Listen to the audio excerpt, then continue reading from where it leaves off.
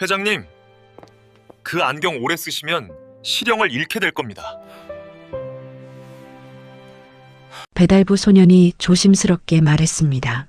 VIP 병동 복도에서였어요. 재벌 회장 차명호는 소년을 빤히 쳐다봤습니다. 누가 감히 자신에게 이런 말을 하는 걸까요? 하지만 소년의 눈빛은 진지했어요. 이런 상황이 벌어진 데에는 아주 충격적인 이유가 있었습니다. 사연 시작 전 구독과 좋아요를 눌러주시고 어디서 듣고 계신지 댓글로 남겨주시면 한 분 한 분께 반갑게 인사드릴게요. 강도윤은 17세였습니다. 고등학교 2학년이었지만 학교는 다니지 않았어요. 1년 전 자퇴했습니다. 이유는 말하지 않았어요. 지금은 배달 일을 하고 있었어요. 아침부터 저녁까지 오토바이를 타고 서울 곳곳을 돌아다녔습니다. 음식, 서류, 꽃, 택배까지 가리지 않고 배달했어요. 돈이 필요했으니까요. 도윤은 말수가 적었습니다. 배달하면서도 거의 말을 하지 않았어요. 인사만 하고 물건을 건네주고 떠났습니다. 손님들도 도윤을 조용한 배달원 정도로만 생각했어요. 하지만 도윤에게는 특별한 능력이 있었습니다. 사물을 보는 눈이 비정상적으로 예리했어요. 한번 보면 세세한 디테일까지 전부 기억했습니다. 그리고 그것들 사이의 연결고리를 찾아내는 능력도 있었어요. 한때 도윤은 영재로 불렸습니다. 초등학교 때 전국과학경시대회에서 1등을 했어요. 중학교 때는 국제수학올림피아드에 출전했습니다. 언론에서 천재소년이라고 불렀어요. 하지만 지금은 아무도 기억하지 않았습니다. 도윤도 그걸 원했어요. 조용히 살고 싶었습니다. 그날은 수요일 오후였습니다. 도윤은 강남의 한 대형 병원으로 배달을 가고 있었어요. 고급 과일 바구니였습니다. VIP 병동 특실로 배달하는 주문이었어요. 병원에 도착해서 엘리베이터를 탔습니다. 10층 VIP 병동이었어요. 문이 열리자 고급스러운 복도가 나타났습니다. 일반 병동과는 완전히 달랐어요. 호텔 같은 분위기였습니다. 안내 데스크에서 확인을 받고 복도를 걸었습니다. 1005실이었어요. 제일 안쪽 방이었습니다. 복도를 걸어가는데 앞에서 사람들이 나오고 있었어요. 3명이었습니다. 가운데 노인 1명과 양옆에 정장을 입은 사람들이었어요. 도윤이 옆으로 비켜서며 지나가려 했습니다. 그때 가운데 노인과 눈이 마주쳤어요. 차명호였습니다. 72세, 국내 굴지의 재벌 회장이었어요. MH그룹 회장이었습니다. 건설, 유통, 금융까지 아우르는 대기업이었어요. 명호는 건강검진을 받으러 병원에 온 참이었습니다. 최근 이유 없는 두통에 시달리고 있었어요. 시력도 점점 나빠지고 있었습니다. 그래서 정밀 검사를 받으러 왔던 거예요. 도윤은 회장을 힐끗 봤습니다. 그리고 지나가려 했어요. 하지만 그 순간 도윤의 시선이 한 곳에 멈췄습니다. 명호가 쓰고 있는 안경이었어요. 고급스러운 금태 안경이었습니다. 깔끔하고 세련된 디자인이었어요. 하지만 도윤의 눈에는 다른 것이 보였습니다. 안경 다리 부분, 귀에 거는 부분에 미세한 돌기가 있었어요. 일반인은 절대 알아차릴 수 없는 크기였습니다. 1mm도 안 되는 작은 점들이었어요. 그리고 렌즈의 코팅이 이상했습니다. 일반적인 안경 코팅과 달랐어요. 빛을 반사하는 각도가 미묘하게 달랐습니다. 도윤의 눈이 빠르게 움직였어요. 안경 전체를 스캔하듯 봤습니다. 그리고 깨달았습니다. 저 안경에 뭔가 숨어 있다는 걸요. 도윤이 멈춰섰습니다. 명호 옆에 있던 남자가 도윤을 봤어요. 58세쯤 돼 보이는 중년 남자였습니다.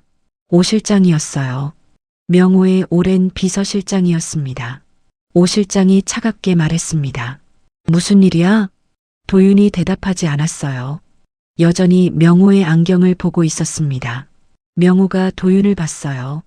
배달 왔나? 네. 어느 방으로? 1005호입니다. 그럼 가봐. 도윤이 고개를 끄덕이고 지나가려 했습니다. 하지만 다시 멈췄어요. 망설였습니다. 말해야 할까요? 말아야 할까요? 도윤은 원래 남의 일에 관여하지 않았어요. 조용히 살고 싶었으니까요. 하지만 저 안경은 심상치 않았습니다. 도윤이 천천히 입을 열었습니다. 회장님, 명호가 도윤을 다시 봤어요. 오 실장도 눈을 가늘게 떴습니다. 왜? 그 안경? 안경? 도윤이 명호의 안경을 가리켰습니다. 오래 쓰시면 시력을 잃게 될 겁니다. 순간 공기가 얼어붙었습니다. 오 실장의 얼굴이 굳어졌어요. 명호는 의아한 표정을 지었습니다. 무슨 소리야? 도윤이 조심스럽게 말했습니다. 안경 다리 부분에 이상한 게 있습니다. 이상한 게? 작은 돌기 같은 건데 보통 안경에는 없는 거예요. 명호가 안경을 벗어서 봤습니다. 하지만 아무것도 보이지 않았어요. 어디? 도윤이 다가가서 안경 다리 부분을 가리켰습니다. 여기요. 이 부분. 명호가 눈을 가늘게 뜨고 봤지만 여전히 보이지 않았어요.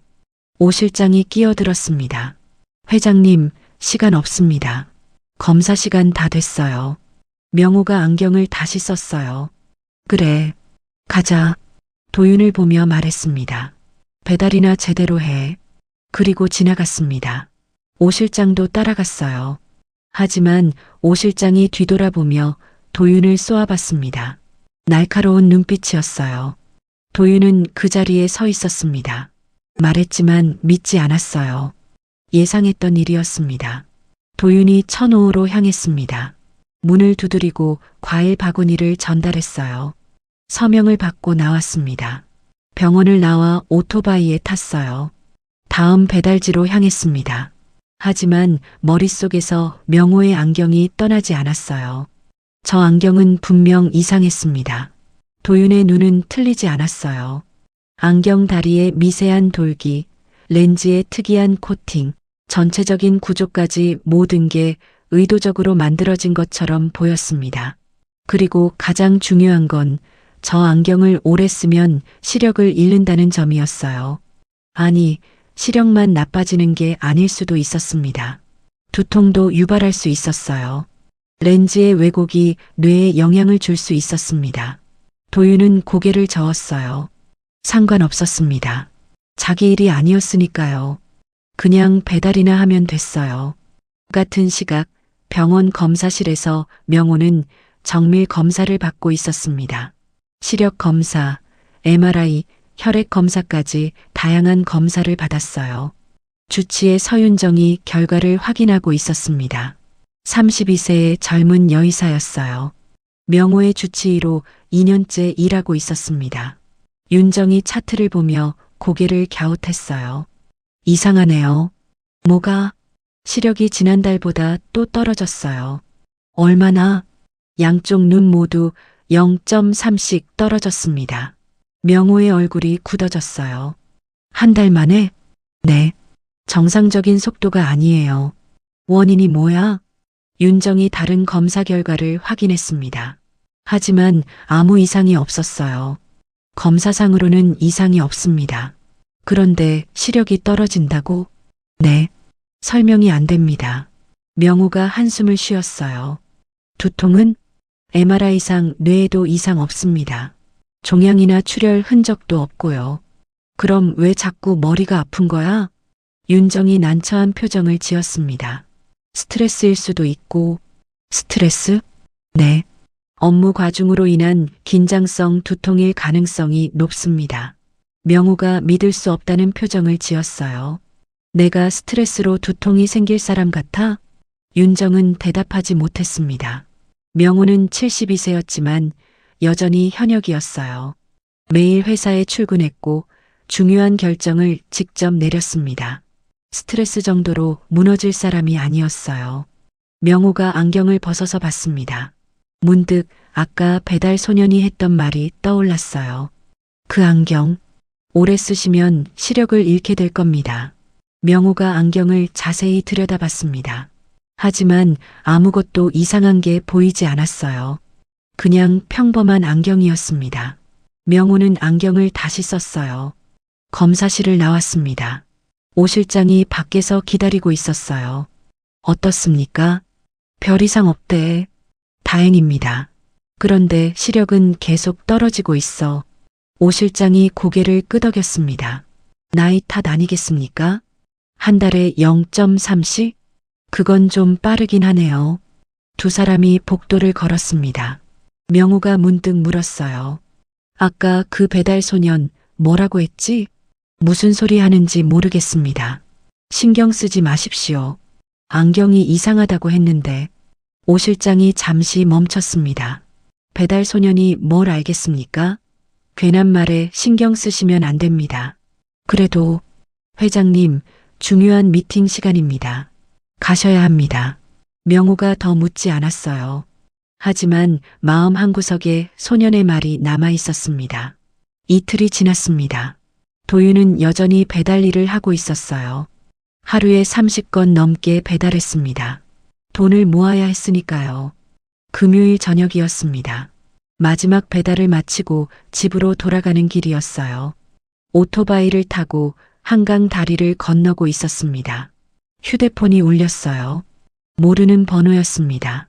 도윤이 길가에 오토바이를 세우고 전화를 받았습니다. 여보세요? 강도윤 씨죠? 낯선 남자 목소리였어요. 네. 누구세요? 차명우 회장님께서 만나고 싶어 하십니다. 도윤의 눈이 커졌습니다. 왜요? 수요일에 하신 말씀 때문입니다. 내일 오전 10시 주소 문자로 보내드리겠습니다. 꼭 와주십시오. 전화가 끊겼어요.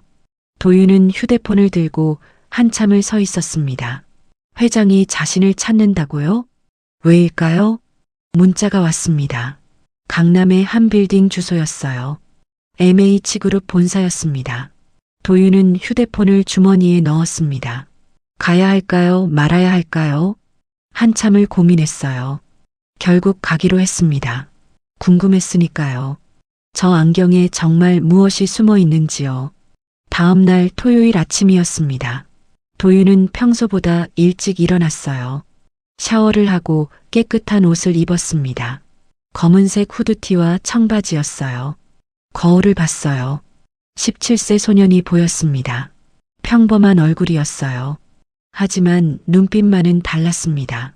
또래보다 훨씬 예리하고 깊은 눈빛이었어요. 9시 30분에 집을 나섰습니다. 지하철을 타고 강남역으로 향했어요. 30분쯤 걸렸습니다. 강남역에서 내려 10분쯤 걸었어요. MH그룹 본사가 보였습니다. 30층짜리 유리 건물이었어요. 위압적이었습니다. 로비로 들어갔습니다. 넓고 화려한 공간이었어요. 대리석 바닥에 천장이 높았습니다. 안내 데스크로 갔어요. 직원이 도윤을 봤습니다. 어떻게 오셨어요? 차명우 회장님께서 부르셨습니다. 성함이요? 강도윤입니다. 직원이 컴퓨터를 확인하더니 고개를 끄덕였어요.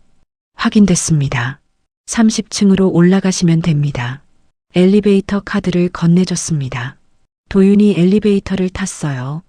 카드를 찍고 30층 버튼을 눌렀습니다.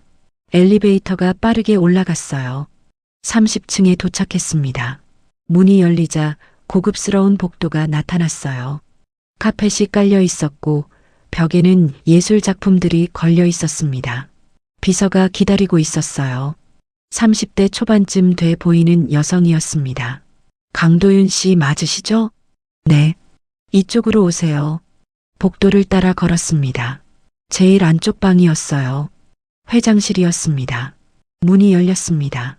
넓은 방이었어요. 한쪽 벽은 통유리였고 강남이 한눈에 내려다 보였습니다.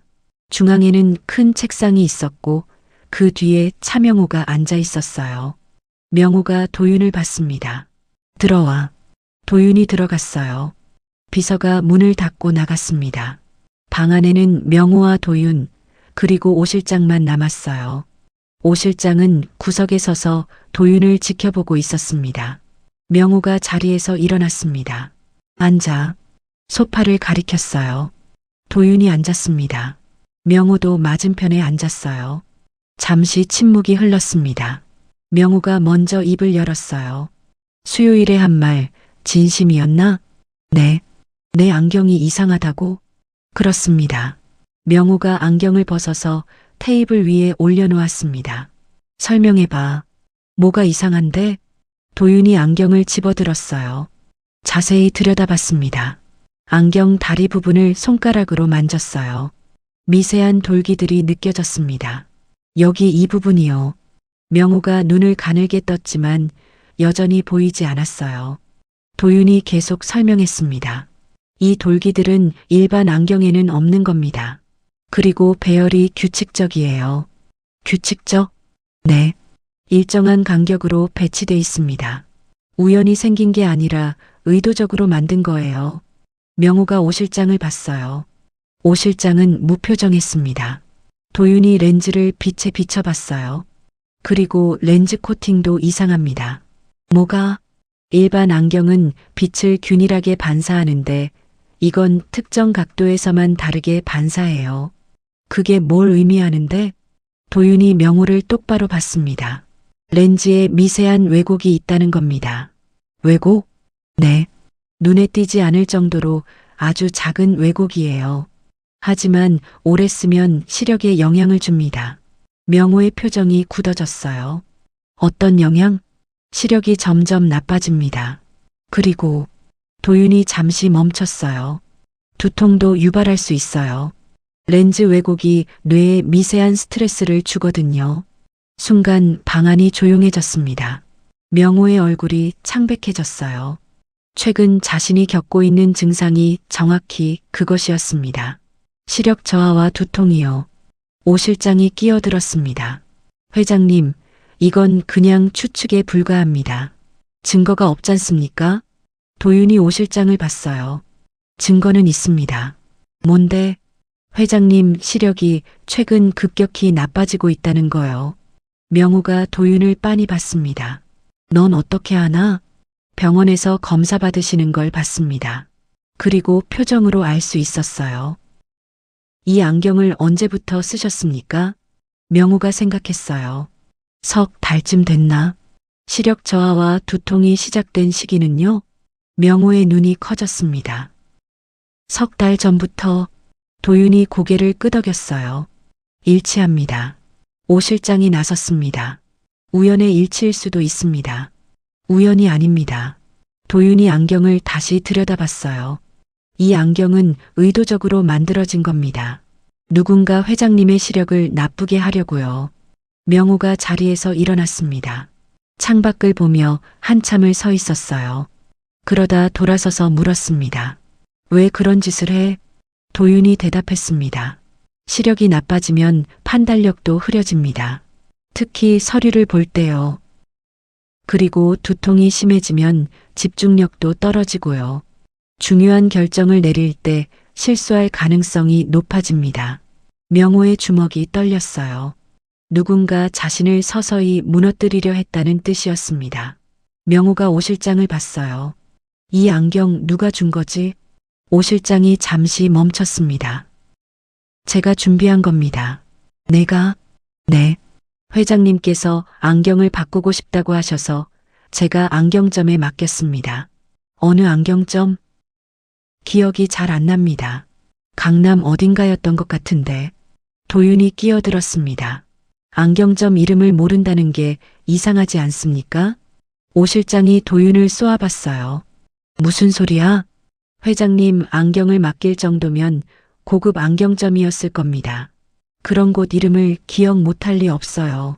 오 실장의 얼굴이 굳어졌습니다. 명호가 오 실장을 똑바로 봤어요. 오 실장, 정확히 어디서 만든 건가? 확인해 보겠습니다. 지금 당장. 오 실장이 휴대폰을 꺼냈습니다. 어딘가에 전화를 걸었어요. 하지만 받지 않았습니다. 안 받네요. 명호가 한숨을 쉬었어요. 도윤에게 물었습니다. 이 안경 확실한 거야? 제가 직접 분석해 볼 수 있습니다. 분석? 네. 장비만 있으면 렌즈 왜곡도 측정할 수 있고 다리 부분 돌기도 분석할 수 있어요. 명호가 결심한 표정을 지었습니다. 좋아. 해봐. 장비가 필요합니다. 뭐가 필요한데? 현미경, 광학 측정기, 그리고 도윤이 필요한 장비 목록을 말했어요. 명호가 오 실장에게 지시했습니다. 다 준비해. 회장님, 이건 지금 당장. 오 실장이 더 말하지 못하고 나갔습니다. 명호가 도윤을 봤어요. 넌 누구냐? 배달 붙이고는 도윤이 잠시 망설였습니다. 예전에 과학을 좀 했었습니다. 과학? 네. 그래서 이런 걸 알아볼 수 있어요. 명호가 도윤을 한참 쳐다봤습니다. 뭔가 더 있다는 걸 느꼈지만 묻지 않았어요. 고맙다. 별 말씀을요. 진짜 고맙다.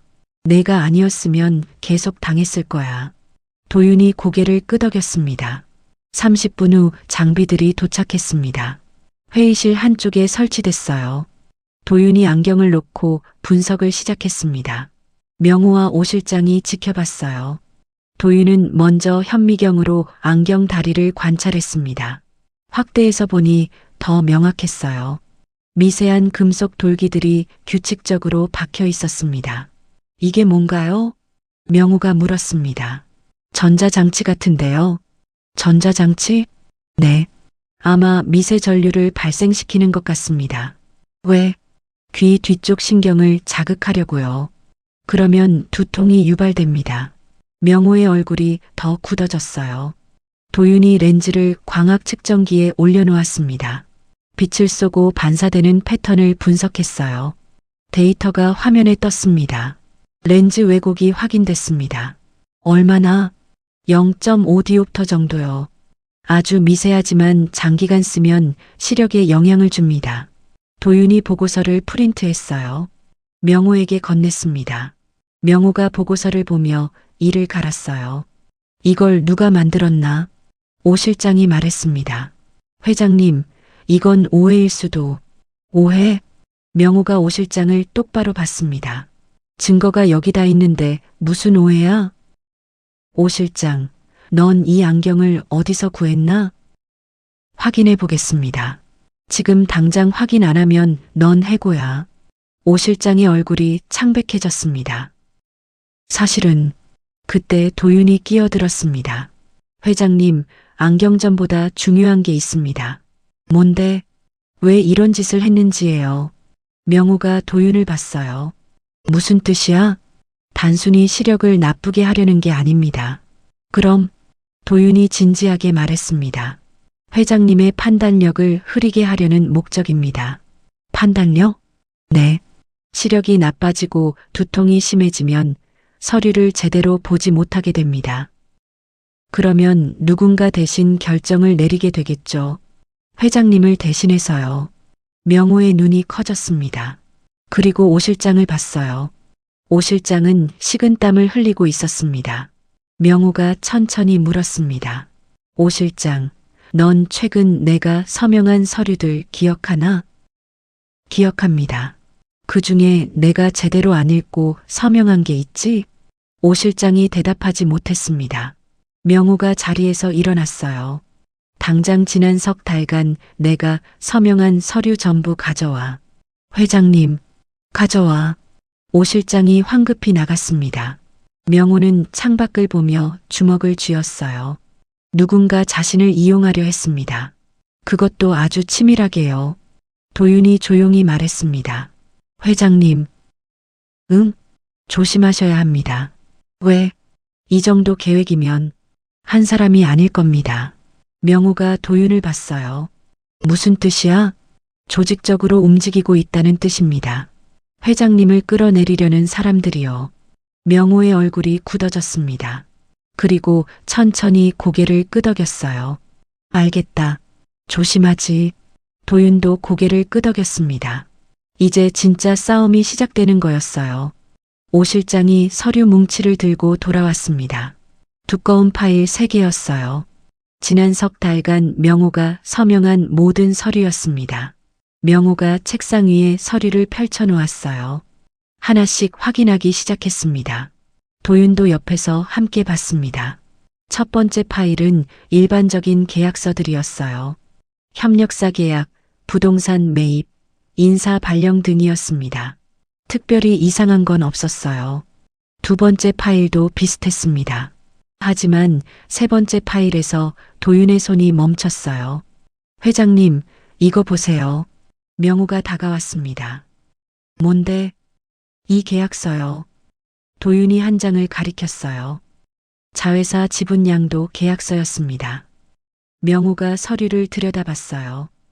MH건설 지분 15%를 양도한다.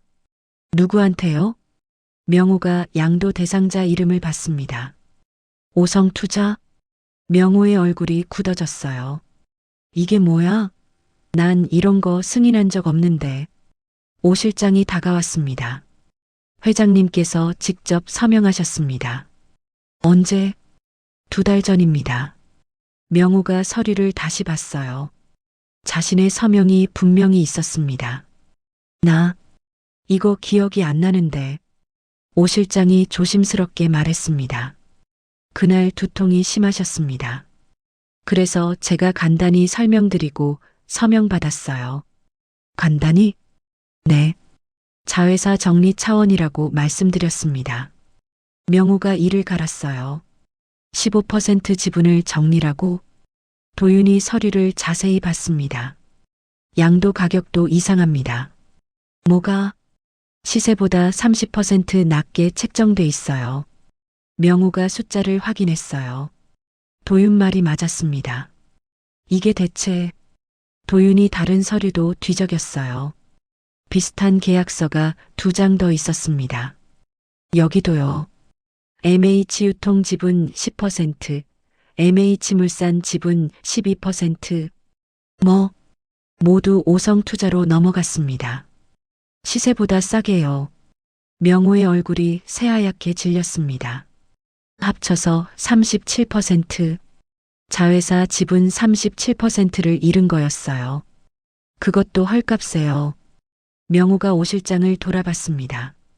오성투자가 뭐야? 오 실장이 땀을 흘리며 대답했습니다. 투자회사입니다. 누가 운영하는데? 확인해 보겠습니다. 지금 당장. 오 실장이 황급히 노트북을 꺼냈어요. 검색하기 시작했습니다. 도윤은 계속 서류를 확인했습니다. 다른 이상한 점을 찾고 있었어요. 그리고 발견했습니다. 회장님, 이것도 보세요. 뭔데? 인사 발령권입니다. 명우가 서류를 봤어요. 핵심 부서 임원 5명 교체. 모두 같은 날 발령났습니다. 언제? 1달 반 전이요. 명우가 이름들을 봤습니다. 낯선 이름들이었어요. 이 사람들 누구야? 오 실장이 대답했습니다. 신입 임원들입니다. 내가 승인했어? 네. 회장님께서 직접 서명하셨습니다. 명우가 기억을 더듬었지만 전혀 떠오르지 않았어요. 도윤이 말했습니다. 이것도 두통이 심한 날이었을 겁니다. 명우가 도윤을 봤어요. 어떻게 하나? 패턴이 보입니다. 중요한 서류일수록 회장님 상태가 안 좋을 때 결제받았어요. 의도적입니다. 판단력이 흐려진 상태에서 서명받으려고 한 거예요. 명우의 주먹이 떨렸습니다. 오 실장이 노트북을 보며 말했습니다. 오성투자 찾았습니다. 누가 운영하나? 대표이사가 오민석입니다. 명우의 눈이 커졌어요. 오민석? 내 동생? 오 실장이 고개를 숙였습니다. 네. 순간 회의실이 얼어붙었습니다. 명우가 천천히 오 실장에게 다가갔어요. 설명해봐. 회장님, 왜 내 동생 회사로 내 지분이 넘어갔나? 오 실장이 대답하지 못했습니다. 명우가 소리쳤어요. 대답 안 해? 제가 한 게 아닙니다. 그럼 누가 했어? 동생이 혼자. 거짓말. 명우가 책상을 쳤습니다. 서류들이 흩날렸어요. 내가 안경도 준비했고 서류도 가져왔잖아. 회장님, 오해입니다. 오해? 증거가 다 여기 있는데? 오 실장이 무릎을 꿇었습니다. 회장님, 제발. 하지만 명호는 듣지 않았어요. 비서실로 전화를 걸었습니다. 경비 불러. 지금 당장. 회장님, 넌 해고야. 그리고 고소할 거야. 배임, 횡령, 상해 혐의로. 경비 2명이 들어왔어요. 명호가 지시했습니다. 오 실장 내보내. 네, 회장님. 경비들이 오 실장을 붙잡았습니다. 오 실장이 소리쳤어요. 회장님, 저 혼자 한 게 아닙니다. 명호가 멈춰 섰어요. 뭐? 뒤에 사람이 있어요. 누구? 오 실장이 입술을 깨물었습니다. 말하지 않았어요. 명호가 다가갔습니다. 누군지 말해. 그럼 선처해 줄게. 안 하면 끝까지 갈 거야. 오 실장이 한참을 망설이다가 입을 열었습니다. 이 사진입니다. 이 사진? 네. 3명이 함께 움직였어요. 명호의 얼굴이 굳어졌어요. 누구누구? 부회장, 전무, 상무요. 명호가 뒤로 물러섰습니다. 가장 가까운 사람들이었어요. 20년 넘게 함께 일한 사람들이었습니다. 왜? 회장님을 끌어내리려고요. 왜 그런 짓을? 오 실장이 고개를 들었습니다. 회장님이 너무 오래 자리를 지키셔서요. 다들 기다렸어요. 언제 물러나실지. 근데 계속 안 물러나시잖아요. 그래서 날 망가뜨리려 한 거야? 네. 명호가 한숨을 쉬었어요. 허탈했습니다. 다 내보내. 경비들이 오 실장을 끌고 나갔습니다. 오 실장이 마지막으로 소리쳤어요. 회장님, 조심하세요. 아직 끝난 게 아니에요. 문이 닫혔습니다. 회의실에 명호와 도윤만 남았어요. 명호는 의자에 주저앉았습니다. 얼굴이 창백했어요. 20년을 같이 일했는데 도윤이 조용히 서 있었습니다. 믿었던 사람들한테 배신당하다니. 명호가 얼굴을 손으로 감쌌어요. 도윤이 물을 따라 건넸습니다. 명호가 받아 마셨어요. 한참 후 명호가 정신을 차렸습니다. 고맙다. 별 말씀을요. 내가 아니었으면 계속 당했을 거야. 아직 끝난 게 아닙니다. 명호가 도윤을 봤어요. 무슨 뜻이야? 오 실장 말 들으셨죠? 이 사진 3명이 움직였다고요. 그래. 그 사람들이 가만히 있지 않을 겁니다. 명호가 고개를 끄덕였습니다. 맞아. 이미 많이 진행됐어. 지분도 넘어갔고 인사도 바뀌었고. 그들의 목적이 뭘까요? 회장직이겠지. 날 끌어내리고 부회장이 올라앉으려는 거야. 도윤이 생각했습니다. 그럼 다음 수를 예상할 수 있어요. 뭔데? 이사회를 열 겁니다. 회장님 해임안을 상정하려고요. 명호의 눈이 커졌어요. 그럴 수도 있겠네. 빨리 대응하셔야 합니다. 명호가 자리에서 일어났습니다.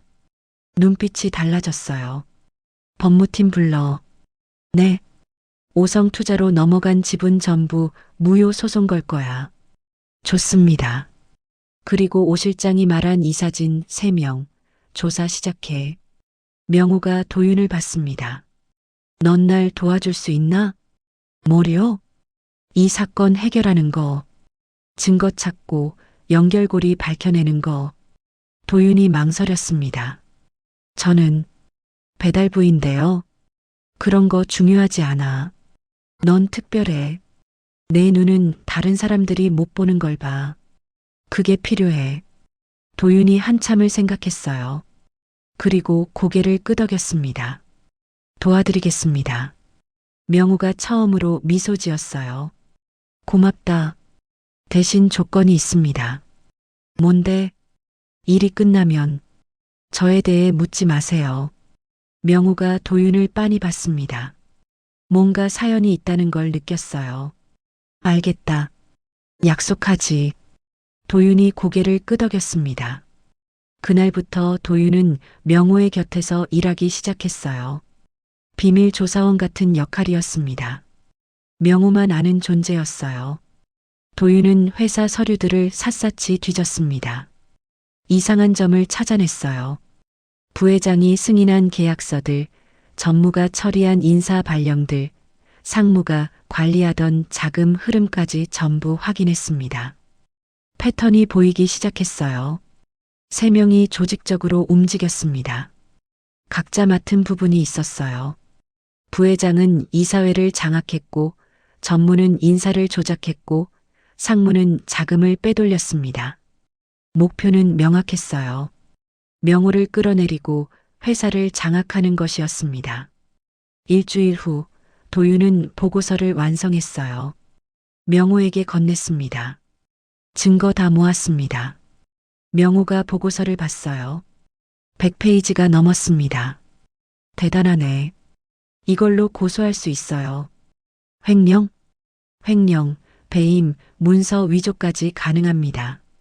명호가 보고서를 덮었어요. 좋아. 검찰에 넘기자. 아직입니다. 명호가 도윤을 봤어요. 왜? 증거를 더 확실하게 만들어야 합니다. 이것도 충분한데? 도윤이 고개를 저었습니다. 저들이 부인하면 끝이에요. 직접적인 증거가 필요합니다. 직접적인 증거, 대화 녹음이나 이메일 같은 거요. 명호가 고개를 끄덕였습니다. 어떻게 구하지? 도윤이 계획을 설명했어요. 부회장을 압박해서 실수하게 만드는 거였습니다. 명호가 들으며 미소 지었어요. 괜찮은데? 위험할 수도 있습니다. 상관없어. 해보자. 이틀 후 명호가 움직였습니다. 갑자기 긴급 이사회를 소집했어요. 부회장, 전무, 상무 모두 참석했습니다. 회의실에 모였어요. 긴장감이 감돌았습니다. 명호가 입을 열었습니다. 오늘 이사회를 소집한 이유는 간단합니다. 최근 회사 내부에서 이상한 일들이 벌어지고 있어요. 부회장이 물었습니다. 무슨 말씀이십니까? 자회사 지분이 헐값에 팔렸습니다. 제 서명으로요. 그건 회장님께서 승인하신 건데요. 전 기억이 안 납니다. 회의실이 조용해졌어요. 명호가 계속 말했습니다. 그리고 핵심 부서 임원들이 한꺼번에 교체됐어요. 역시 제 서명으로요. 회장님 건강이 안 좋으셔서. 건강? 명호가 안경을 벗어서 테이블에 올려놓았습니다. 이 안경 때문이었습니다. 부회장의 얼굴이 미세하게 굳어졌어요. 명호가 보고서를 꺼냈습니다. 조사 결과 이 안경에는 시력을 망가뜨리는 장치가 있었어요. 말도 안 됩니다. 증거 다 있어요. 누군가 의도적으로 제 판단력을 흐리게 만들었습니다. 상무가 끼어들었습니다. 회장님, 그건 과민 반응이십니다. 과민 반응? 명호가 상무를 똑바로 봤어요. 그럼 오성 투자는 뭡니까? 상무의 얼굴이 창백해졌습니다. 모르는데요. 오 실장 동생 회사예요. 거기로 제 지분이 37%나 넘어갔어요. 부회장이 일어났습니다. 회장님, 진정하십시오. 진정? 지금 중요한 건 회사 안정입니다. 이런 의심으로 내부를 흔들면 안 됩니다. 명호가 부회장을 빤히 봤어요. 그래서 어쩌자는 겁니까? 부회장이 잠시 망설이다가 말했습니다. 회장님께서 잠시 쉬시는 게 어떨까요? 건강도 안 좋으시고 판단도 흐려지셨으니 내가 물러나라고? 잠시만요. 회복하실 때까지만요. 명호가 웃었어요. 비웃음이었습니다. 그래서 누가 대신하는데? 당신? 부회장이 대답하지 않았습니다. 명호가 자리에서 일어났어요. 알겠습니다. 다들 원하는 게 뭔지 확실히 알겠어요. 회장님, 이사회는 여기까지입니다. 명호가 회의실을 나갔어요. 도윤이 복도에서 기다리고 있었습니다. 어땠습니까? 명호가 웃으며 말했습니다. 물렸어. 정말요? 응. 저들 이제 급해질 거야. 움직이겠네요. 그때를 노리는 거지. 도윤이 고개를 끄덕였습니다. 이제 함정이 작동하기 시작했어요. 이사회가 끝난 다음 날부터 이상한 일들이 벌어지기 시작했습니다. 명호의 사무실 전화가 도청당하고 있었어요. 이메일도 누군가 모니터링하고 있었습니다. 도윤이 발견했어요. 회장님, 조심하셔야 합니다. 뭘? 사무실 전화선에 도청 장치가 있어요. 명호의 얼굴이 굳어졌습니다. 확실해? 네. 여기 보세요. 도윤이 전화기 뒤쪽을 가리켰어요. 작은 칩이 붙어 있었습니다. 이게 뭐야? 도청 장치예요. 최근 2, 3일 사이에 설치된 것 같습니다.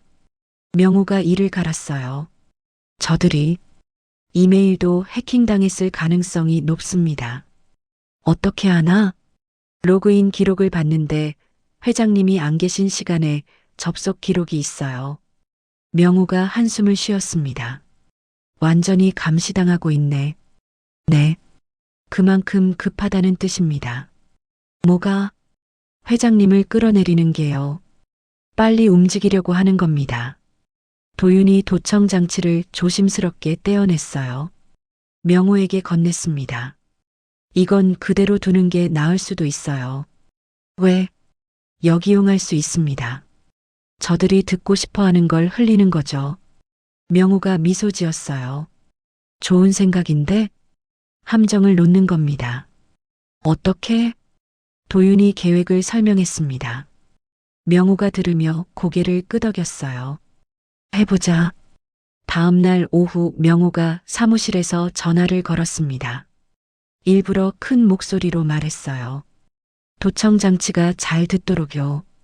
여보세요, 김 변호사님? 네, 회장님.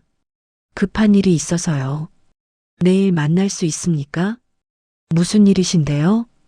회사 지분 관련 문제입니다. 긴급하게 처리해야 할 게 있어서요. 알겠습니다. 내일 오전 10시에 뵙죠. 네, 감사합니다. 전화를 끊었습니다. 명호가 도윤을 봤어요. 잘 들었겠지? 들었을 겁니다. 이제 저들이 움직이겠네. 네. 오늘 밤이나 내일 새벽쯤요. 두 사람은 기다렸습니다. 밤 11시가 됐어요. 명호는 집으로 간 척했지만 실제로는 회사 근처 호텔에 있었습니다. 도윤은 회사 건물 CCTV를 모니터링하고 있었어요. 자정이 지났습니다. 새벽 1시쯤 움직임이 포착됐어요. 회장님, 누가 들어왔습니다. 누구야? 전무입니다. 화면에 전무가 나타났어요. 회사 건물로 들어가고 있었습니다. 혼자야? 아니요. 뒤에 2명 더 있어요. 낯선 남자 2명이 전무를 따라 들어갔습니다. 저 사람들 누구지? 도윤이 얼굴을 확대해서 봤어요. 확인해 보겠습니다. 안면 인식 프로그램을 돌렸습니다. 곧 결과가 나왔어요.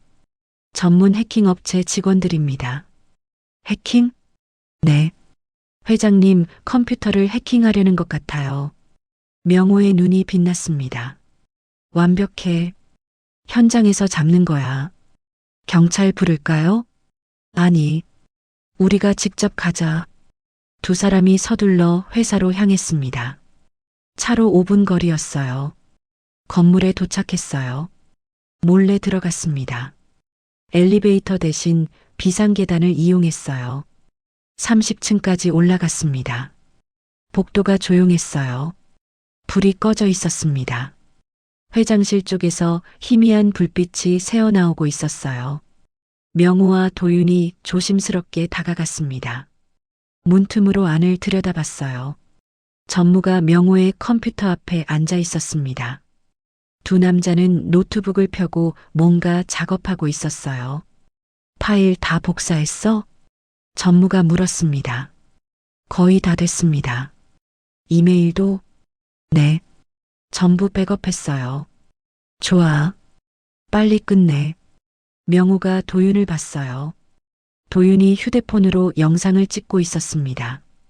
전무가 계속 말했습니다. 중요한 파일 있으면 따로 표시해도. 어떤 걸요? 재무 관련 계약서, 개인 통신 기록 같은 거. 알겠습니다. 남자 한 명이 USB를 꽂았어요. 파일들을 복사하기 시작했습니다. 이거 부회장님한테 드리는 거죠? 전무가 고개를 끄덕였어요.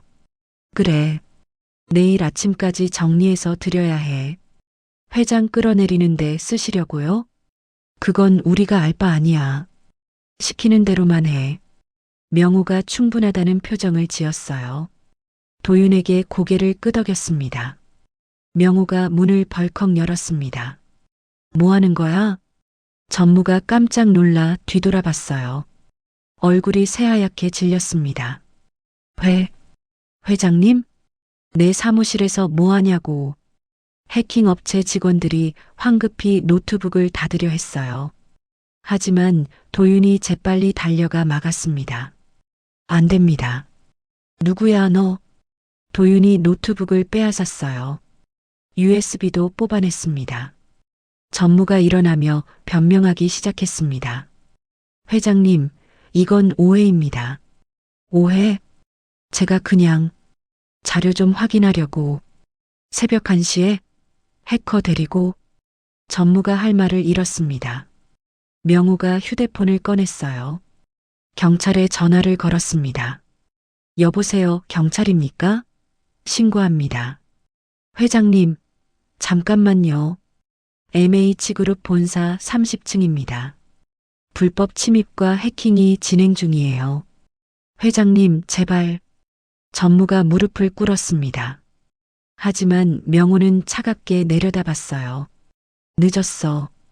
20분 후 경찰이 도착했습니다. 전무와 해커 2명이 체포됐어요. 수갑이 채워졌습니다.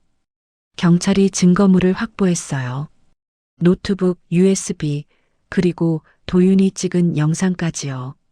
전무가 끌려가면서 소리쳤습니다.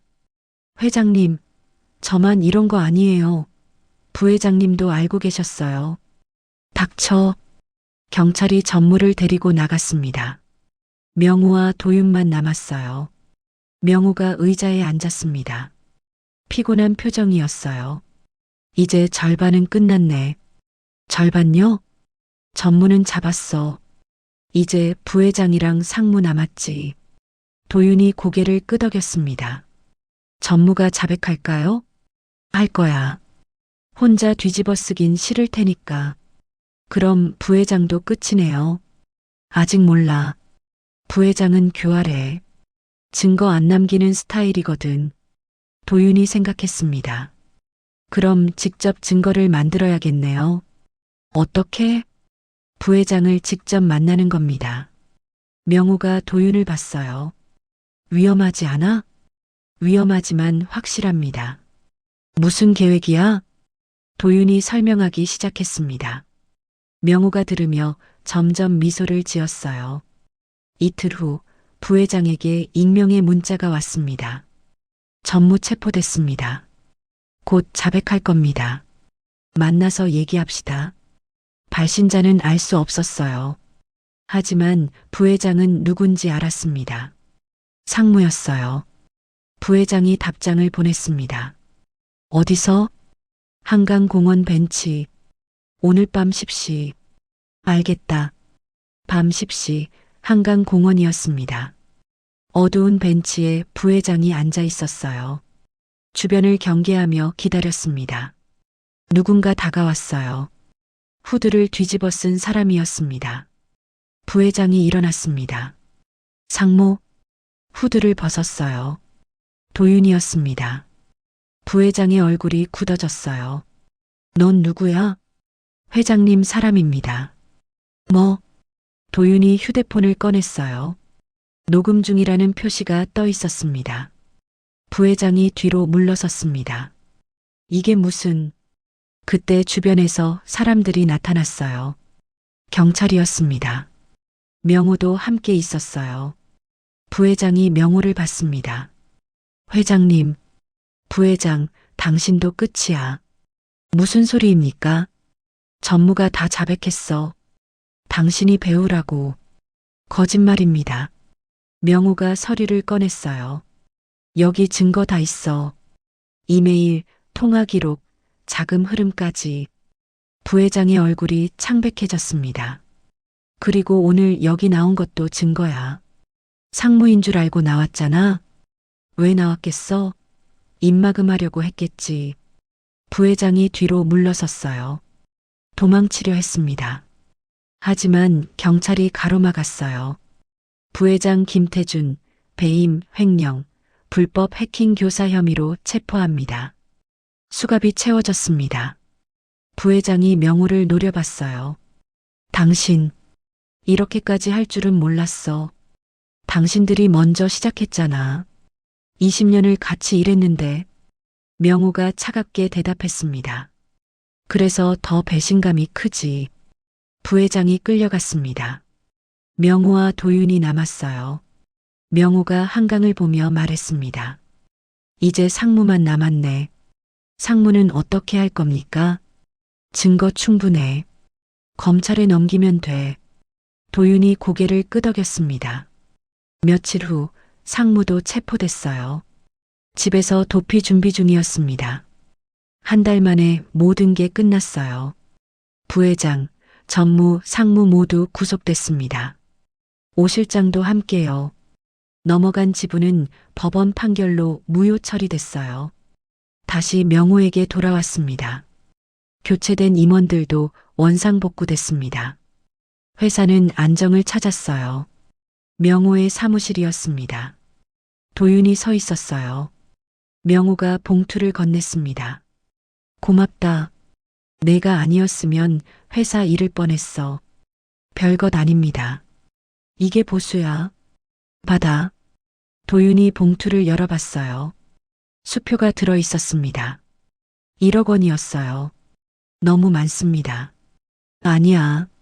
내가 한 일에 비하면 적어. 도윤이 망설이다가 받았습니다. 감사합니다. 명호가 도윤을 봤어요. 그런데 이제 어떻게 할 거야? 다시 배달일 하려고요. 배달? 네. 명호가 고개를 저었습니다. 그러지 마. 여기서 일해. 여기서요? 응. 내 능력이 아까워. 배달하기엔. 도윤이 고개를 저었어요. 괜찮습니다. 저는 조용히 살고 싶어요. 왜? 개인적인 이유가 있습니다. 명호가 더 묻지 않았어요. 약속했으니까요. 알겠어. 근데 언제든 필요하면 연락해. 내가 도와줄게. 감사합니다. 도윤이 인사하고 돌아섰습니다. 문을 나서려는데 명호가 불렀어요. 도윤아. 네. 넌 특별해. 그걸 잊지 마. 도윤이 잠시 멈췄습니다. 그리고 고개를 끄덕이고 나갔어요. 명호는 창밖을 보며 생각했습니다. 저 소년에게 무슨 사연이 있는 걸까요? 왜 영재였던 아이가 배달을 하고 있는 걸까요? 궁금했지만 묻지 않았어요. 약속이었으니까요. 하지만 언젠가 알게 될 거라는 느낌이 들었습니다. 그리고 그때가 오면 도윤을 도와주고 싶었어요. 저 소년이 자신의 눈을 살렸듯이요. 3개월이 지났습니다. 도윤은 다시 배달 일을 하고 있었어요. 오토바이를 타고 서울 곳곳을 돌아다녔습니다. 평범한 일상으로 돌아온 거였어요. 명호에게 받은 1억 원은 은행에 넣어뒀습니다. 쓰지 않았어요. 그냥 저축하고 있었습니다. 어느 토요일 오후였습니다. 도윤이 마지막 배달을 마치고 집으로 돌아가는 길이었어요. 휴대폰이 울렸습니다. 모르는 번호였어요. 받았습니다. 여보세요? 도윤 씨, 저 차명호입니다. 도윤이 놀랐습니다. 회장님? 오랜만이에요. 잘 지냈어요? 네. 회장님은요? 나도 잘 지내. 근데 부탁이 하나 있어서 전화했어요. 무슨 부탁이신데요? 명호가 잠시 망설였어요. 만나서 얘기할까요? 중요한 일이에요. 도윤이 생각했습니다. 알겠습니다. 언제 뵐까요? 내일 오후 어때요? 조용한 곳에서 만나요. 좋습니다. 다음 날 일요일 오후 두 사람은 한강공원 벤치에서 만났습니다. 명호가 먼저 와 있었어요. 평상복을 입고 있었습니다. 회장 같지 않은 모습이었어요. 도윤이 다가가 앉았습니다. 안녕하세요. 어서 와요. 명호가 캔커피 하나를 건넸어요. 도윤이 받았습니다. 고맙습니다. 두 사람은 한강을 보며 잠시 말이 없었어요. 명호가 먼저 입을 열었습니다. 배달 일은 잘 돼요? 네. 괜찮습니다. 힘들지 않아요? 익숙해요. 명호가 도윤을 봤어요. 도윤 씨, 솔직히 말할게요. 네. 난 아직도 이해가 안 돼요. 내 능력이면 어디든 갈 수 있잖아요. 도윤이 대답하지 않았습니다. 명호가 계속 말했어요. 영재였다고 들었어요. 국제올림피아드까지 나간 천재였다고. 어떻게 아셨어요? 알아봤어요. 미안해요. 약속 어긴 거 아는데.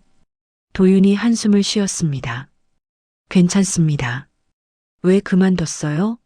공부도 학교도. 도윤이 캔커피를 마셨어요. 한참을 망설이다가 입을 열었습니다. 아버지 때문이에요. 아버지? 네. 아버지가 사업하다 실패하셨어요. 빚이 많이 남았어요. 명호가 조용히 들었습니다. 얼마나? 3억 정도요. 저는 학교 그만두고 돈 벌어야 했어요. 빚 갚으려고. 명호의 얼굴이 굳어졌어요. 지금도 갚고 있어요? 네. 매달 조금씩요. 얼마나 남았는데요? 아직 2억 정도 남았어요. 명호가 한숨을 쉬었습니다. 그래서 배달을 하는 거구나. 네. 그나마 시간 자유롭고 많이 하면 돈도 괜찮아서요. 두 사람은 한참을 말없이 앉아 있었어요. 명호가 물었습니다. 내가 준 1억은 저축하고 있어요. 빚 갚는 데 쓸 거예요. 왜 바로 안 갚아? 이자도 갚아야 해서요. 천천히 갚으려고요. 명호가 도윤을 봤습니다. 도윤 씨, 네. 나 도와줄래요? 뭐요? 명호가 서류 봉투를 꺼냈어요. 도윤에게 건넸습니다. 이게 뭐예요? 열어봐요. 도윤이 봉투를 열었습니다. 계약서가 들어 있었어요. 고용 계약서? 네. 우리 회사 특별 자문으로 일해줬으면 해요. 저는 월급 500만 원이에요. 그리고 성과급 따로. 도윤의 눈이 커졌습니다. 너무 많은데요. 아니에요. 내 능력값이에요. 하지만 명호가 도윤의 말을 끊었습니다. 난 도윤 씨가 너무 아까워요. 배달만 하기엔 너무 특별한 재능이야. 그리고 솔직히 말하면 난 내가 필요해요. 왜요? 명호가 한숨을 쉬었어요.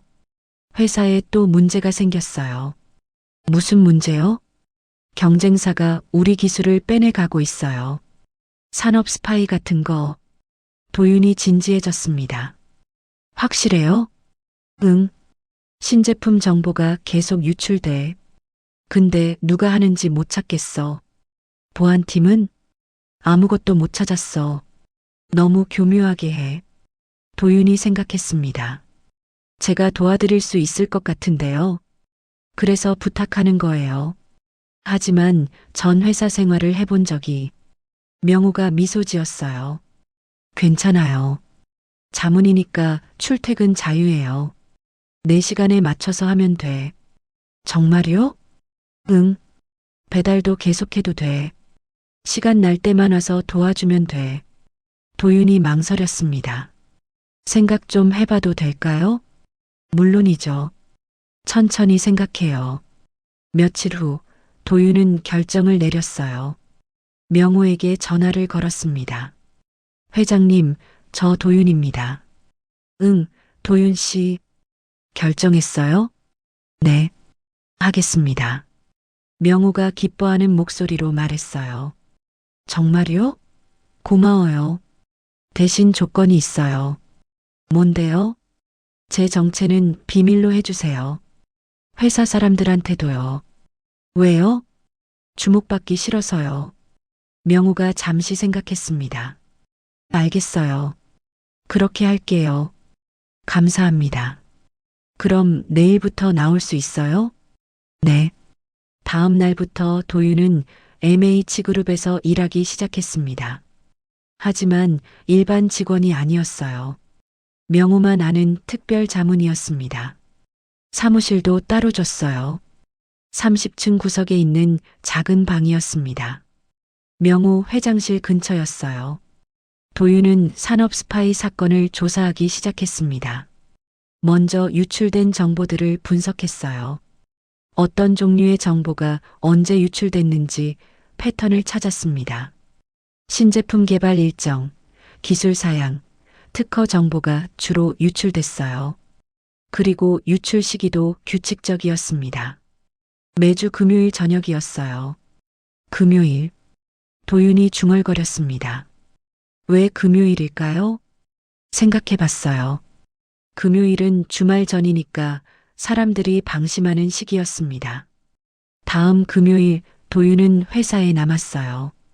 저녁 7시가 됐습니다. 대부분 직원들이 퇴근했어요. 도윤은 CCTV를 모니터링했습니다. 8시, 9시가 지났어요. 아무 일도 없었습니다. 10시쯤 움직임이 포착됐어요. 한 직원이 연구개발실로 들어가고 있었습니다.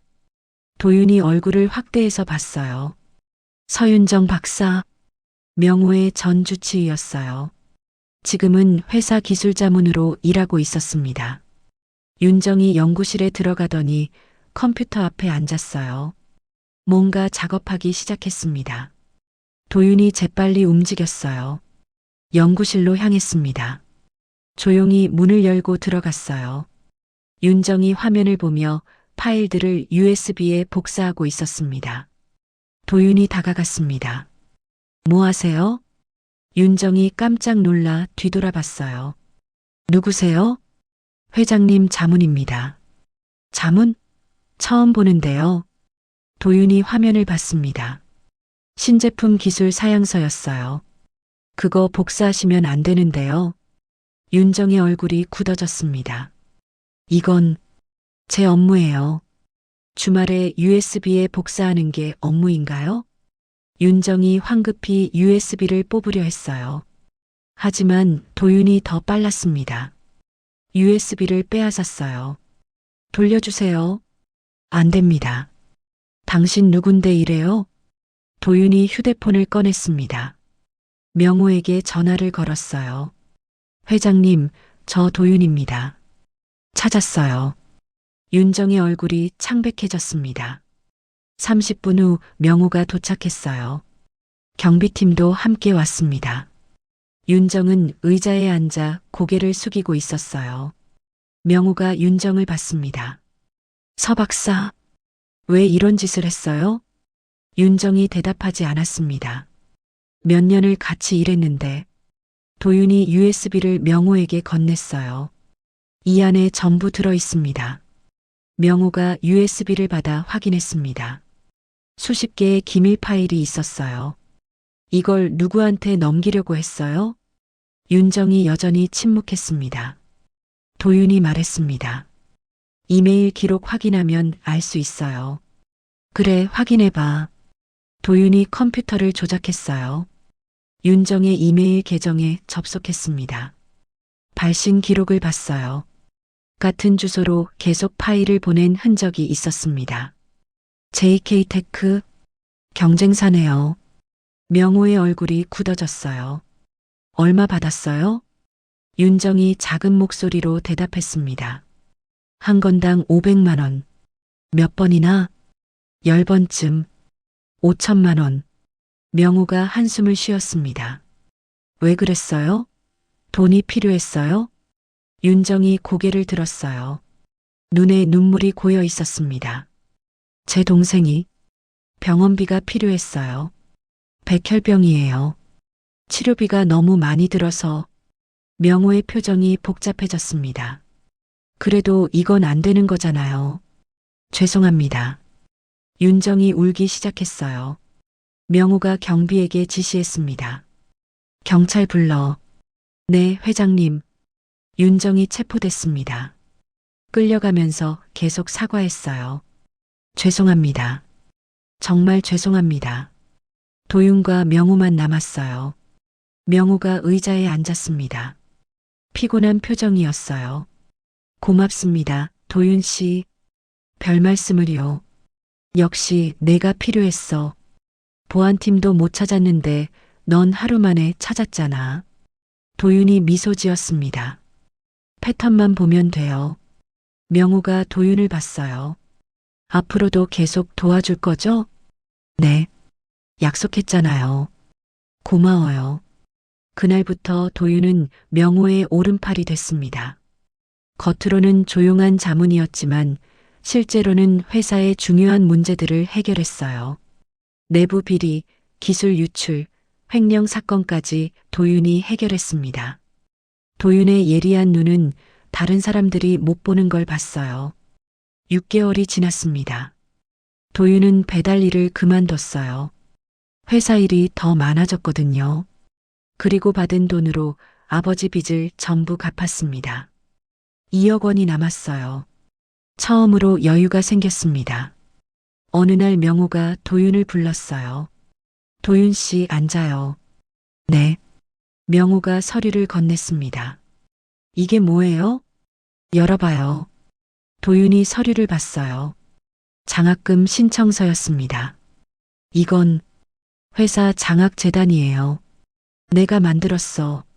다시 공부해요. 대학 가요. 도윤이 고개를 저었습니다. 전 괜찮아요. 지금도 좋아요. 도윤 씨, 아직 17살이에요.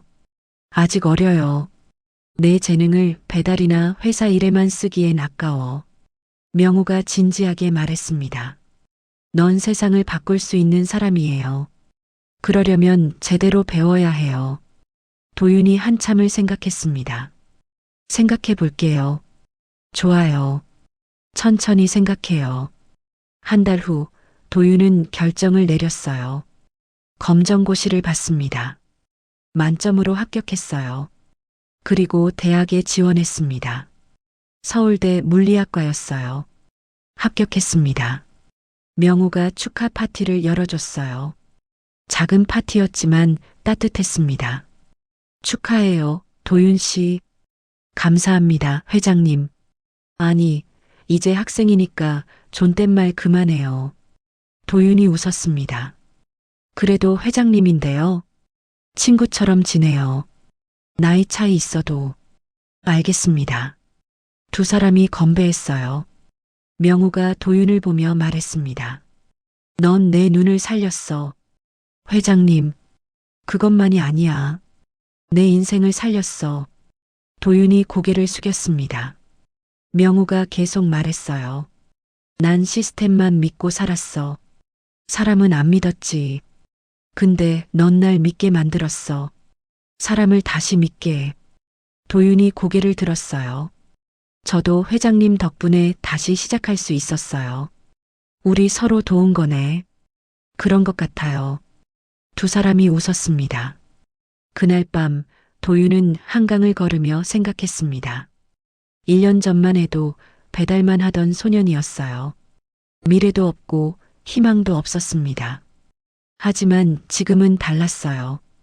대학생이 됐고 좋은 사람을 만났고 새로운 시작을 할 수 있게 됐습니다.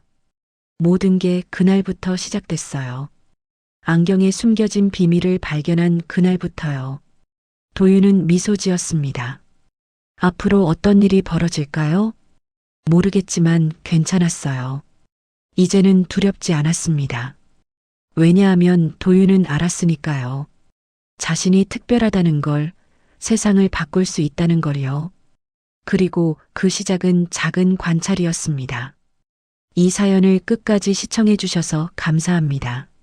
마음에 와닿으셨다면 잘 들었다고 댓글 한마디만 남겨주세요. 다음 영상을 만드는데 큰 힘이 됩니다.